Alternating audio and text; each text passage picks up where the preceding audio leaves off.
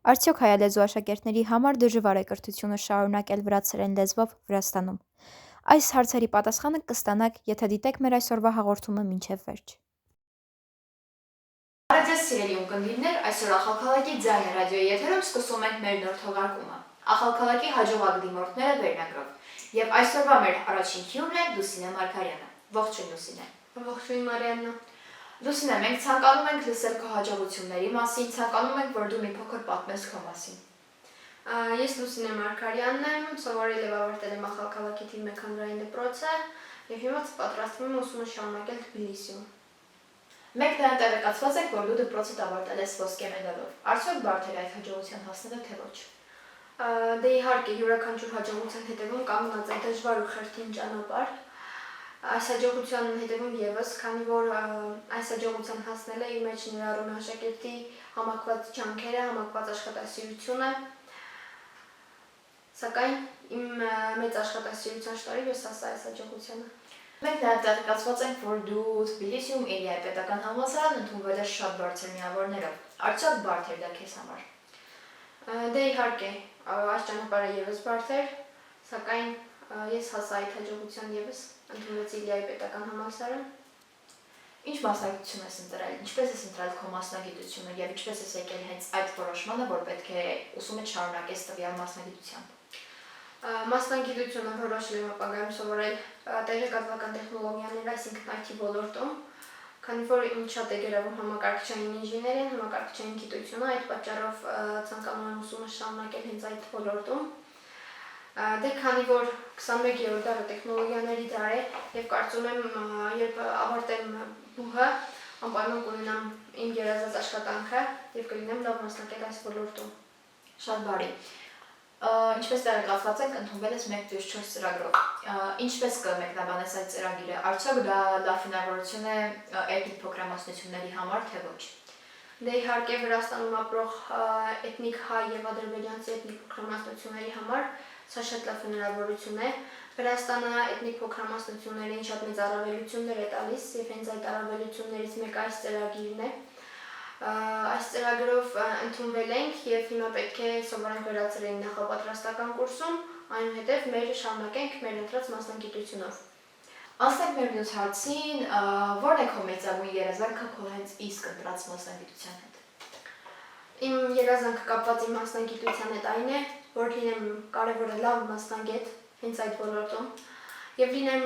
պահանջված մասնագետ ինչպես Վրաստանի աշխատաշուկայում, այնպես էլ արտերկրում, քանի որ այս մասնագիտությունը այնպիսի լայնածավալ մասշտաբներով մասնագիտություն է, որ կարող ես լինել լավ մասնագետ եւ ունենալ պահանջ ոչ միայն Վրաստանում, այլ նաեւ արտերկրում։ Հաջողություն եք մաղթում քո այդ երազանքում քեզ։ Ինչպես արդեն խոսեցինք, դու բարձր միավորներով ընդունվել ես համալսարանը։ Արդյոք սպասում էիր քննության պատասխանների եւ պատասխանները գալուց հետո ինչ զգացողություններ են եղել քեզ մոտ այդ ամենը տեսնելուց հետո։ Սկզբում նախքան քննության պատասխանները գալը վստահ էի, որ կունենամ բարձր արդյունք, իմ աշխատասիրության շնորհիվ, այդքան աշխատանքի շնորհիվ կունենայի հաստատ բարձր արդյունք, սպասում էի բարձր արդյունքի եւ քննության օրը, երբ պատասխանները եկան, շատ ուրախացա, քանի որ հենց իմ սպասված արդյունքն էր այն, ինչ ես ստացել էի եւ շատ մեծ զգացողություն էր, երբ արդեն դու զգում ես, որ մի քայլ կատարել ես դեպի քո երազանքը։ Իսկ քո այդ հաջողության մեջ կան մարդիկ, ովքեր ունեն իրենց ուրույն տեղը։ Ցանկանում եմ նշել դպրոցի եւ իմ ուսուցիչների դերը այս հաջողության մեջ, քանի որ հենց դպրոցն է, որ աշակերտին սկզբում տալիս է ամուր հիմք եւ հենց այդ քննության նախապատրաստելու ընթացքում դու այդ հիմքի վրա կառուցում ես արդեն նոր գիտելիքներ ավելի հմտացված կերպով։ Կարծում եմ, եթե չլիներ դպրոցի որակով եւ լավ կրթությունը, դժվար թե կարողանայի այս արդյունքին հասնել ընդամենը մեկ ամիս պարապելով։ Եվ ես կարծում եմ, որ եթե աշակերտը դպրոցում ջանասեր աշխատի եւ լավ սովորի, հենց դպրոցական գիտելիքը կարող է նրան օգնել առանց շատ երկար պարապելու հանձնել այս քննությունը։ Հենց այդ պատճառով էլ ցանկանում եմ նշել ուսուցիչների եւ դպրոցի դերը։ Շատ բարի։ Ինչ ես կարծում, քեզ համար արդյոք դժվար կլինի հայալեզու միջավայրից գնալ վրացալեզու միջավայր, որտեղ կրթությունը պետք է շարունակես վրացերեն լեզվով, ճիշտ է, մասնակցում ես 1+4 ծրագրին, այդ 1 տարվա ընթացքում կբարելավես քո վրացերենի մակարդակը, սակայն կան բախեր տվյալ հարցի հետ կապված քեզ մոտ։ Դե իհարկե կարծում եմ մի փոքր դժվարություններ կլինեն, քանի որ հենց հայալեզու միջավայրից տեղափոխվում ենք արդեն միանգամից վերացալեզու միջավայր, որտեղ կրթությունը պետք է ստանանք վրացերեն լեզվով։ Կարծում եմ ունեմ բավականին վրացերենի լավ մակարդակ, որ կարողանամ այս փորձությունը հաղթահարել։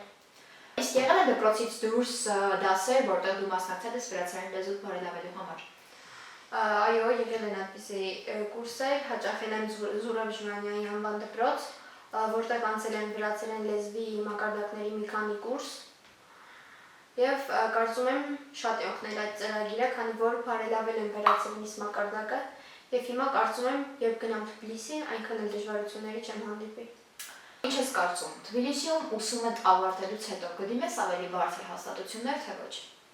Դե իհարկե, կարծում եմ ընտրել եմ այնպիսի ոլորտ, որը օրեցօր զարգանում է եւ պետք է անընդհատ սովորես այս ոլորտում։ Բակալավրիատի աստիճան ավարտելուց հետո մտածում եմ կշարունակեմ արդեն մագիստրատուրայում, որտեղ ավելի պրակտիկ կերպով կսովորեմ այս մասնագիտությունը։ Շատ բարի։ Եվ քեզ ցանկանում եմ մի հարց տալ։ Ինչ խորհուրդ կտայիր ապագա դիմորդներին, որպեսզի նրանք էլ կարողանային այդպես բարձր միավորներով, բարձր հաջողություններով ընդունվել համալսարան։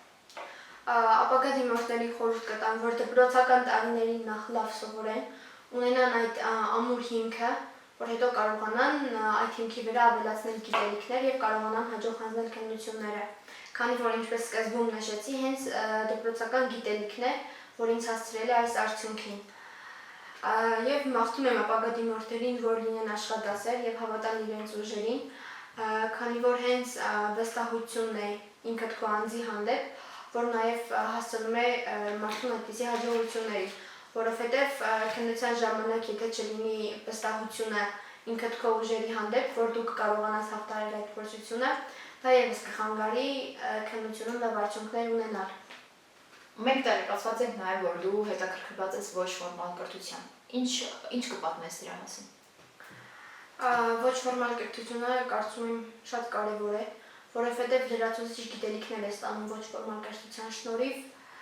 Այո, հետաքրքրված եմ դրանով, ախալքալաքում մասնակցում եմ բազում տրեյնինգների, ինչպես նաև եղել են ախալքալաքից դուրս այլ քաղաքներում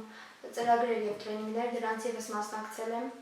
Սիրելի ունկնդիրներ, ավարտելով մեր այսօրվա զրույցը ցանկանում եմ շնորհակալություն հայտնել Լուսինեին հետաքրքիր զրույցի համար եւ նաեւ ցանկանում եմ հաջողություն մաղթել նրա ապագա գործունեության ոլորտում։ Ցանկանում եմ, որ դառնա իր երազանքների մասնագետը եւ օրերից մի օր հուսով եմ, որ նրան այստեղ ելի կհյուրընկալենք եւ կունենանք այսպիսի հետաքրքիր զրույց, ինչպիսին այսօր էր։ Շնորհակալություն։ Այսօր Ախալքալակի ձայնը ռադիոյի եթերում հյուրընկալել ենք Սոնա Խաչատրյանին։ Շնորհակալ ենք հրավերը չմերժելու համար Սոնա։ Բարև ձեզ, շնորհակալ եմ հրավիրելու համար։ Մի փոքր պատմիր քո մասին, քո անցած ճանապարհի մասին։ Ես Սոնան եմ, ավարտել եմ Ախալքալաքի թիվ 1 հանրային դպրոցը, ընդունվել եմ Իլիայի պետական համալսարանը ու արդեն սեպտեմբերից 1+4 ծրագրով սկսելու եմ սովորել այդ համալսարանում Թբիլիսիում։ Մենք արդեն գիտենք, որ դու Ախալքալակի Հովհաննես Թումանյանի անվան թիվ 1 դպրոցը ավարտել ես ոսկե մեդալով։ Դժվար էր այդ հաջողությանը հասնել, թե ոչ։ Դե ցանկացած հաջողություն իհարկե պահանջում է աշխատանք, համառություն։ Այո, դժվար էր, բայց ես դրան հասա ծնողներից, ուսուցիչների ոգևորության արդյունքում եւ իմ աշխատանքի արդյունքում։ Ինչ ճանապարհ եք անցել, որ հաջողակ հանձնել եք ձեր ընդունելության քննությունները, ընդունվել եք։ Բարդ էր այդ ճանապարհը։ Դե ես քննություններից 2-3 ամիս առաջ հաճախել եմ մաթեմատիկայի պարապմունքների, դրանից բացի ես տանն էլ ինքս պարապում էի եւ պարապելու արդյունքում կարողացա լավ հանձնել այդ քննությունը, բայց իմ կարծիքով գիտելիքից բացի նաև պետք է քննության ընթացքում հանգիստ մոտեցում, լավ տրամադրվածություն, որպեսզի կարողանաս օգտագործել քո ուժերը եւ լավ հանձնես քննությունները։ Կային մտահոգություններ քննություններից առաջ։ Այո, իհարկե կային ու ինձ թվում է դա յուրաքանչյուրի համար էլ այդ մտահոգությունները կլինեին։ Ընդհանրապես կարևոր իրադարձություններից առաջ ես մեծ սպասելիքներ չեմ ունենում, բայց արդյունքները միշտ ավելի լավն են լինում, քան ես սպասում եմ։ Շատ բարի։ Ինչպես եք ընտրել ձեր մասնագիտությունը, ինչ մասնագիտության պետք է սովորեք հետագայում։ Ես ընտրել եմ ճարտարապետի մասնագիտությունը, իհարկե 1 տարվա ընթացքում կարող է փոփոխվի իմ ընտրությունը, բայց առայժմ մտածում եմ, որ դառնալու եմ ճարտարապետ։ Փոքրուց, երբ Թբիլիսիում օրինակ կենտրոնական փողոցներով անցնում էինք, երբ լինում էի Թբիլիսիում, ինձ դուր էր գալիս այդ քաղաքի ճարտարապետությունը, հետաքրքրում էր ինձ, թե ինչպես օրինակ ես կկառուցեի որևէ շենք, ու այդպես ինձ հետաքրքրում է իսկապես ճարտարապետությունը, դրա համար էլ այս մասնագիտությունն եմ ընտրել։ Ինչ ես մտածում 1+4 ծրագրի մասին, ինչ հնարավորություն է տալիս դա էթնիկ փոքրամասնությունների մաս կազմող ուսանողներին։ Ընդհանրապես մեր պետությունը բավականին շատ արտոնություններ է տալիս էթնիկ փոքրամասնություններին եւ սա դրանցից 1+4 ծրագիրը այդ արտոնություններից մեկն է։ Ես կարծում եմ, որ սա կարևոր ծրագիր է եւ շատ հայեր եւ ադրբեջանցիներ հաջողությամբ ավարտում են այս ծրագրով համալսարանը ու դառնում լավ մասնագետներ։ Ես գոհ եմ եւ իհարկե երևի թե բոլորն էլ շնորհակալ են այս ծրագրի համար։ Ինչպես եք որոշել, որ պետք է սովորեք հենց Թբիլիսիում։ Դե ես իմ ապագան պատկերացնում եմ Վրաստանում եւ նպատակահարմար է ավելի ստանալ Վրաստանում կրթությունը, իսկ ճարտարապետի մասնագիտություն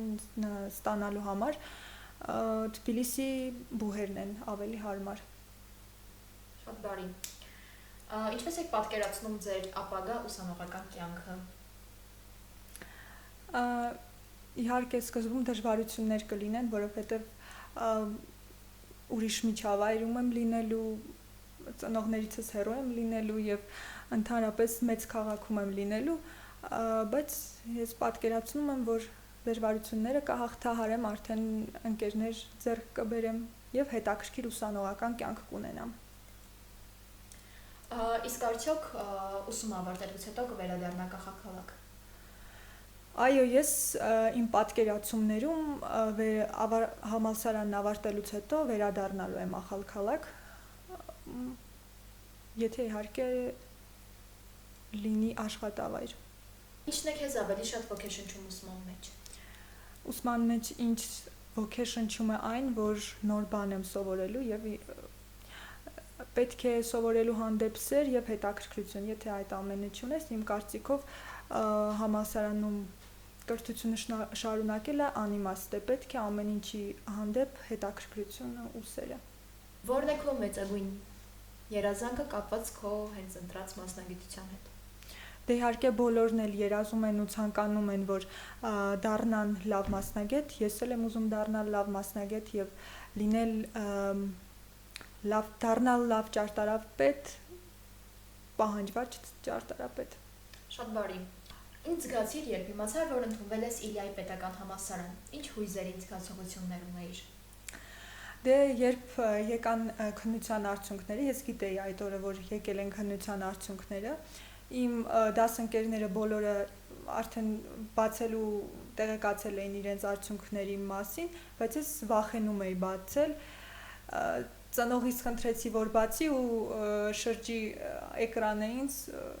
Ինչպես ես մտածում, արդյոք դժվար է վրացերենը ոչ վրացալեզու հասարակությունից դուրս եկած ուսանողի համար, որը պատրաստվում է սովորել Թբիլիսիում։ Իհարկե դժվար է, որովհետև դա մայրենի լեզու չէ եւ մենք ապրում ենք այնպիսի տարածաշրջանում, որտեղ բնակչության մեծամասնությունը կազմում են հայերը ու մենք շփում չունենք վրացիների հետ։ Բայց ես գոհ եմ դպրոցական կրթությունից եւ բավականին լավ տիրապետում եմ վրացերենին ու մտածում եմ, որ այդ 1 տարվա ընթացքում ավելի կբարելավի իմ մակարդակ ու ես արդեն պատրաստ կլինեմ կրթությունս վրացերենով շարունակելու։ Իսկ եղել են արդյոք դպրոցից դուրս դասեր, որտեղ հաճախել ես վրացերենդ ամրապնդելու համար։ Այո, դա եղել է Ժվանյայի անվան դպրոցը, այդտեղ հաճախել եմ մոտավորապես 6 ամիս ու որոշակիորեն բարելավել էին վրացերենի մակարդակը, վրացերենի իմացության մակարդակը։ Եզրափակելով մեր այսօրվա հանդիպումը կցանկանամ տալ քեզ վերջին հարցը։ Ինչ խորհուրդ կտայիր ապագա դիմորդներին։ Ինչպես պատրաստվեն քննություններին, որպեսզի գրանցեն այնպիսի արդյունք, ինչպիսին դու ես գրանցել։ Խորհուրդ եմ տալիս, որ լավ պարապեն, աշխատեն անընդհատ ու վստահ լինեն իրենց ուժերի վրա։ Բոլորին իհարկե մաղթում եմ հաջողություն։ Շնորհակալություն քեզ, որ այսօր հյուրընկալվեցիր այստեղ։ Մենք նույնպես քեզ մաղթում ենք հաջողություններ քո ապագա ճանապարհին եւ հուսով ենք, որ հետագայում ավելի մեծ հաջողություններով, ավելի մեծ բարձունքների հասած Սոնայի կտեսնենք այստեղ։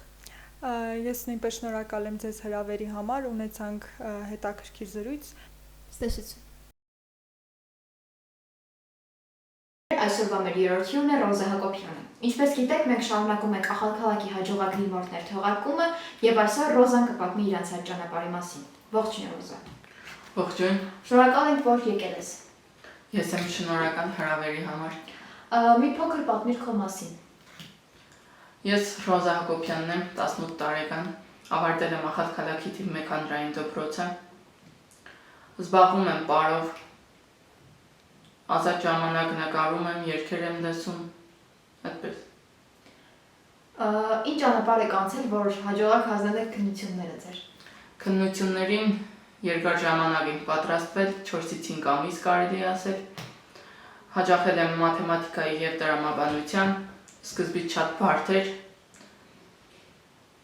բայց հաջողությամբ կարողացանք հասնել քննությունները։ Արդյոք ընտրել եք ձեր մասնագիտությունը եւ որտեղ եք որոշել, որ պետք է սովորեք։ Մասնագիտությունս կոնկրետ չեմ ընտրել, բայց ցանկություն ունեմ, որ սովորեմ ճարտարապետություն։